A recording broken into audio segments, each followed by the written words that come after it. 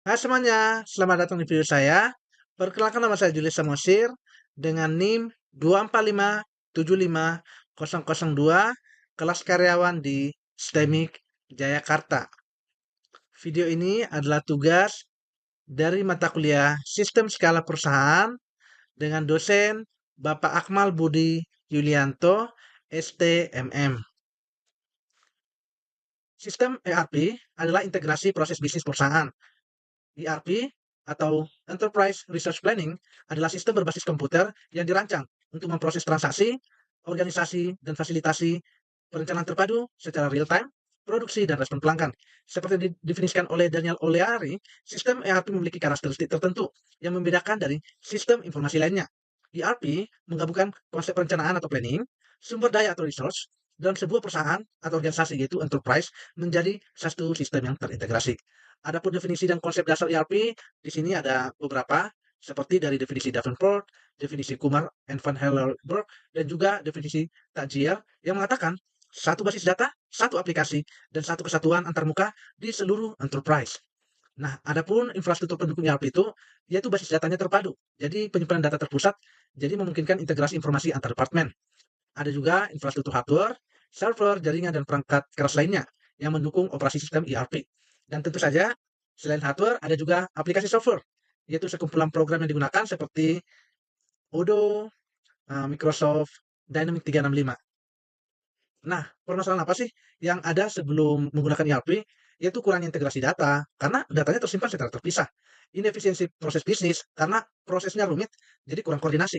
Ada juga duplikasi data dan inkonsistensi, sehingga risiko tinggi data tidak konsisten. Dan tentu saja karena terpisah-terpisah ini, jadi biaya operasionalnya menjadi tinggi karena pemeliharaannya berbagai sistem. Sebelum era ERP ini, organisasi mengandalkan sistem informasi terpisah atau sistem silo. Jadi kesulitan deh dalam mengakses informasi yang komprehensif dan terpadu. Dan juga keterbatasan visibilitas informasi. Jadi manajemen jadi sulit mendapatkan gambaran menyeluruh dari kinerja organisasi. Nah, setelah adanya ERP, integrasi data menjadi mulus, peningkatan efisiensi, visibilitas informasinya menjadi real time, dan peningkatan kolaborasi karena platform terpadu berbagai informasi. Nah, apa sih fungsi utama dari ERP? Yaitu dalam penjualan konsumen, mencatat order penjualan, pengiriman barang, dan informasi konsumen. Begitu juga pengadaan dan persediaan. Ada juga fungsinya dalam produksi, menyediakan perencanaan dan penjadwalan produksi, serta status produksinya. Dan ada juga kontrol kualitas. Jadi dalam mengelola informasi dan dalam inspeksi produksi.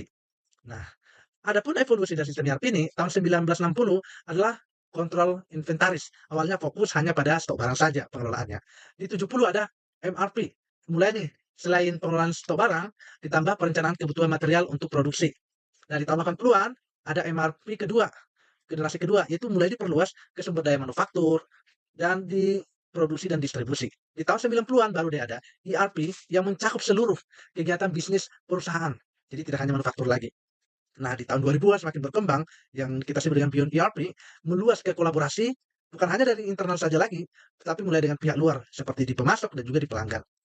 Nah, karakteristik sistem ERP ini pakai software terintegrasi, ya, database-nya terpusat, fleksibilitasnya dapat disesuaikan dengan kebutuhan perusahaan, dan dukungan global, karena menunjang sistem multi mata uang dan bahasa untuk operasi internasional. Nah, adapun modul utama di sistem ERP ada Finance and Accounting, Human Resource Management, Production Planning atau Manufacturing, Sales and Distribution, Inventory Management, dan juga ada Purchasing. Nah, kelebihan sistem ERP ini tentu saja akses informasinya menjadi handal karena pelaporannya jadi lebih baik, efisiensi proses karena menghindari duplikasi data dan mempercepat pemrosesan, biaya menjadi berkurang karena hemat waktu dalam pengambilan keputusan karena sudah terkoneksi ya, dan juga skalabilitas dan adaptasinya menjadi mudah dikostumasi karena strukturnya modular ya. Nah, untuk kelemahannya, tentu saja biaya tinggi untuk di awal dan kompleksitas sistem, jadi butuh nih SDM yang dilatih. Ada juga kostumasinya yang terbatas, adaptasi proses bisnis juga dibutuhkan, dan risiko keamanan data. Kenapa? Karena sentralisasi data tadi, jadi meningkatkan risiko kehilangan informasi sensitif jika terjadi pembobolan di sistem keamanan. Jadi harus diperhatikan juga. Kesimpulannya, ERP ini adalah sistem yang terintegrasi, menyatukan seluruh proses bisnis dalam organisasi melalui satu basis data. Jadi menjadi efisiensi, akurasnya semakin tinggi, visibilitas informasinya secara real time. Jadi ERP ini muncul untuk mengatasi keterbatasan sistem yang terpisah, seperti duplikasi data, inefisiensi, dan kesulitan analisis tadi. Jadi implementasi ERP juga harus yang terencana, karena implementasi itu kalau tidak terencana maka tidak akan optimal.